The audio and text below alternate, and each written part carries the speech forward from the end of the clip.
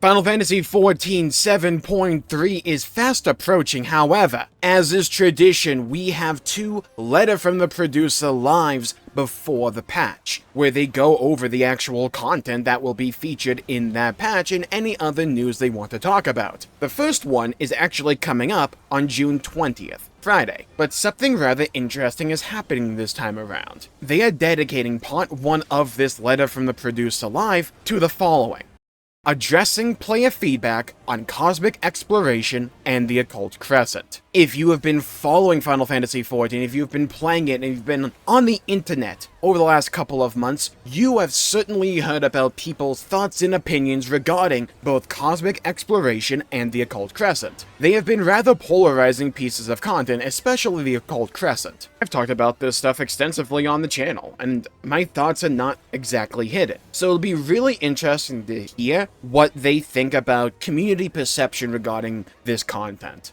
You have to imagine they have internal data to formulate any opinion as to whether or not they view these pieces of content to be a success or a failure, or somewhere in the middle. It is important to note that not all the time, some may even argue most of the time, is online discussion necessarily even representative of what the player base thinks on the whole silent majority and all that.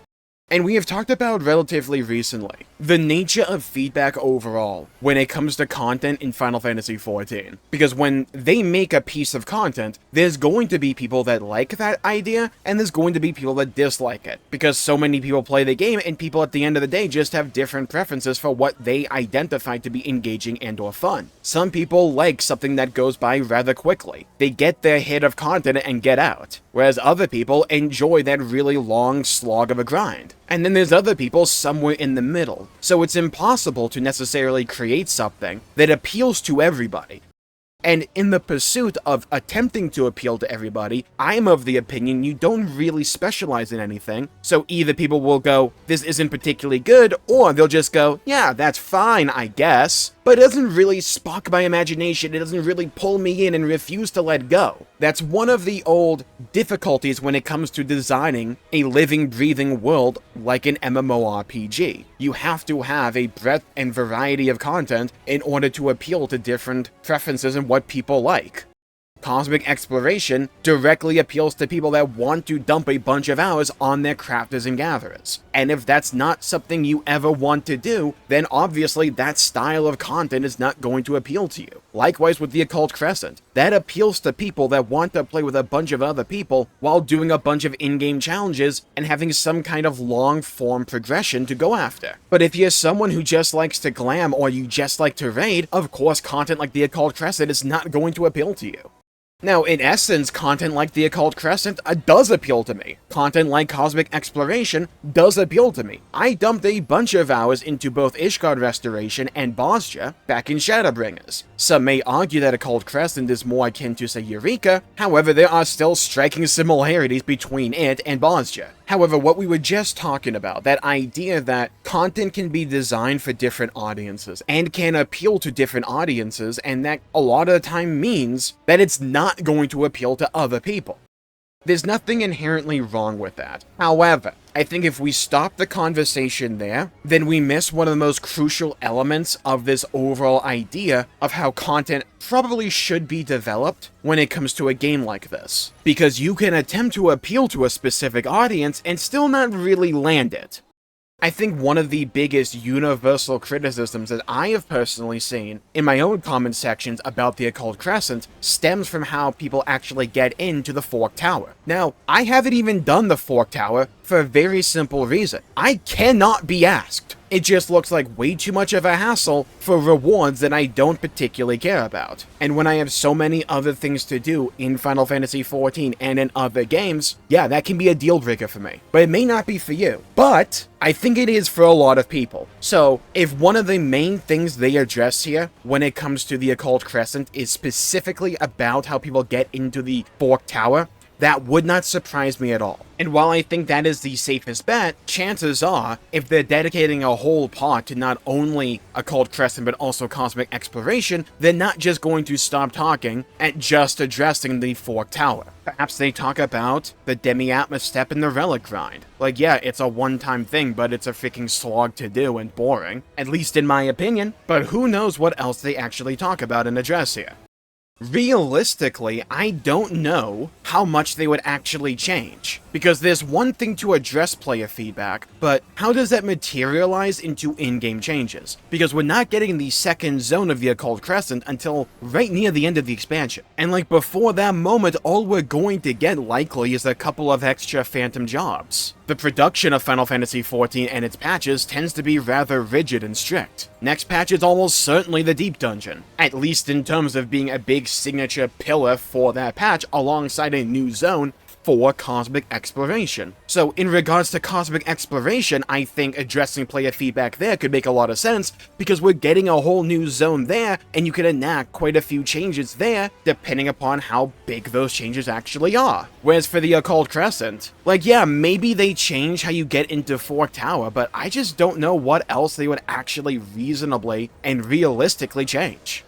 Maybe you can alter the Demi-Atma step, but I just don't realistically see them like going, okay guys, we're going to make a whole bunch new content here. Here's a whole new zone. Here's a whole bunch of new critical encounters. I just don't see that realistically happening. Maybe a few hot fixes here and there, maybe addressing some numbers, maybe some balance changes for the phantom jobs, like maybe, but I wouldn't be surprised if the bulk of player feedback that they address for the Occult Crescent is a lot of changes we'll see in the second zone way down the line. I could be wrong, I just don't think I am. But, and this may be rather selfish of me, I would like to be wrong. I've largely bounced off the Occult Crescent. I've kind of done everything I wanted to do there. I got my warrior relic, which was the only weapon there that looked appealing to me. I've done all the critical encounters multiple times, and because the rewards in the Occult Crescent don't cosmetically appeal to me, there's just not much there I actually want to grind for.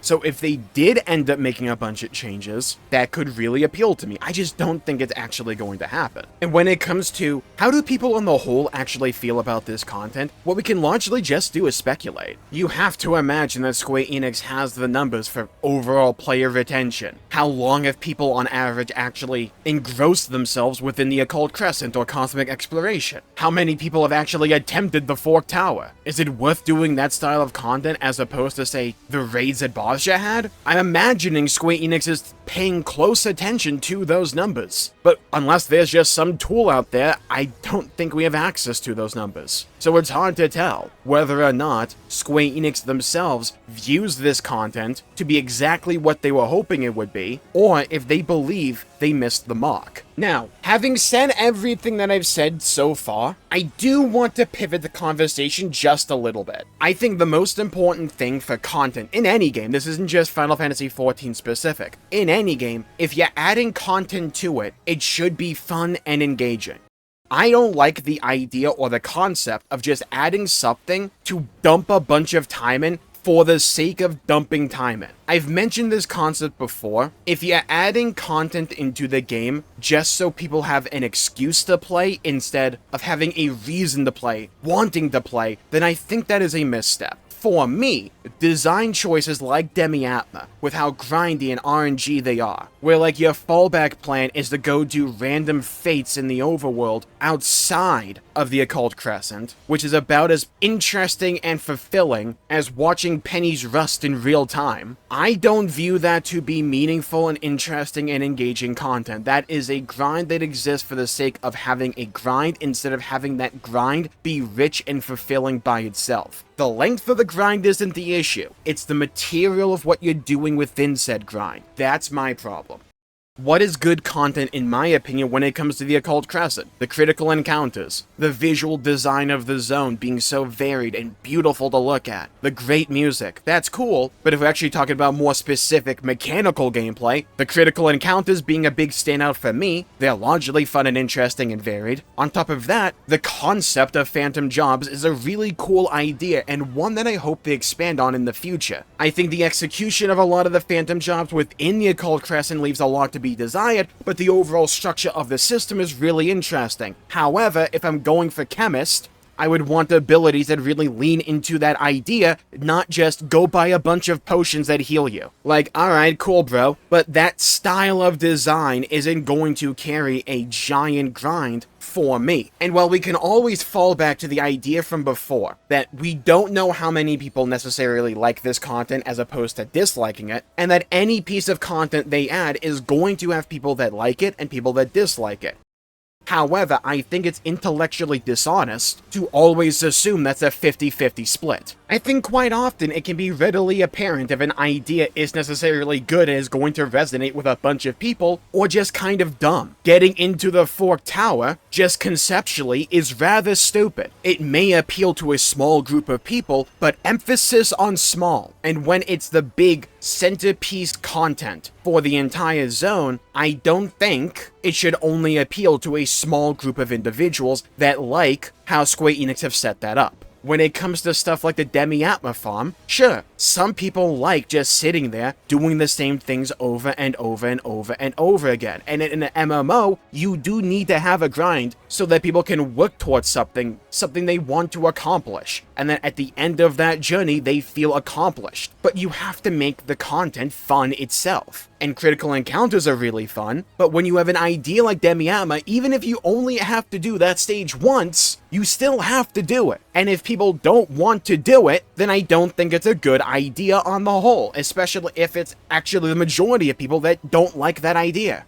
They themselves kind of knew the reaction a lot of people would have to Demi-Atma because they programmed your Warrior of Light to essentially cringe the moment it was brought up in the story. Just because it's something the game has done before doesn't necessarily mean it's a good idea. And if it just largely leads to frustration and annoyance, and instead of a feeling of satisfaction when it's completed, people just feel relief that it's finally over, was that a worthwhile piece of content to add into the game as opposed to making a bunch of minor changes, in my opinion, that I believe would make it feel infinitely better. You just have a vendor that allows you to turn an extra Demi-Atma at some kind of rate, whether that be like 1 for 1 or 2 for 1, whatever, and you can just simply buy the ones you need. That would go a long way in my opinion. It would be something that's decent, that is still RNG based, but gives you an element, a more noticeable one, of determination in terms of getting the things you specifically need. Because yeah, you could end up just missing out on various critical encounters and waiting in specific zones for things to pop up, but that's freaking boring. And if the obvious solution to a problem in the game is to do something tedious or boring or not participating with a large group of individuals, I think that's largely a boring idea, and one we should probably sidestep away from and try something else out. I'll be really interested to see if they actually end up addressing this point or not, because Lord knows what awaits us down the line when it comes to this relic weapon. Now, I highly doubt they're doing this segment on the letter from the producer live simply because everyone around the world universally loves and appreciates the cosmic exploration and occult crescent systems. I highly doubt the reason they're addressing player feedback is because all the player feedback was universally positive, which means to me at least that there was enough negative reception, whether that be online or in their numbers internally, that they believe they have to address it or want to address it. So while yeah, every piece of content will have people that like it and dislike it. However, they're not all created equal. There are some smaller groups of people that like things that a lot of people would say are categorically boring or just a slog to do. And I think there's a lot of elements in the design of Occult Crescent specifically that are a put off for quite a few people. Another big one for me, and one I keep harping on, is the fact you cannot level in the Occult Crescent. Oh, but you couldn't do it in Eureka, but you could in Bosnia, and was one of the reasons people played Bosnia so long and for so much. One of the reasons I played it so much is because I could level there.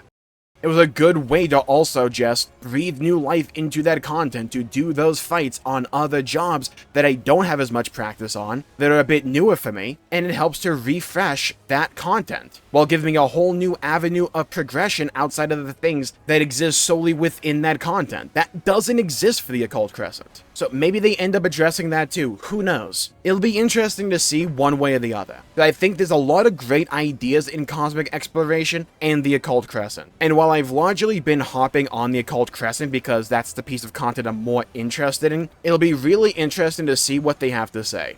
With that, I'll call the video. Thank you all for tuning in. If you enjoyed this video, please leave a like and subscribe. It really helps the channel out and helps support future content, and I greatly appreciate it. Stay safe, have a great day, go play some video games. Leave a comment down below with what has been your favorite thing to do in Final Fantasy XIV Dawn Trail. What's been your favorite part of the expansion? And also, what was your biggest sense of disappointment? What was the thing that you wanted to enjoy so much, but you just couldn't do it? I'd love to hear your thoughts and hear your opinions and hear your perspectives. Stay safe, have a great day, go play some video games, and I'll see you all next time. Bye bye everybody, until we meet again.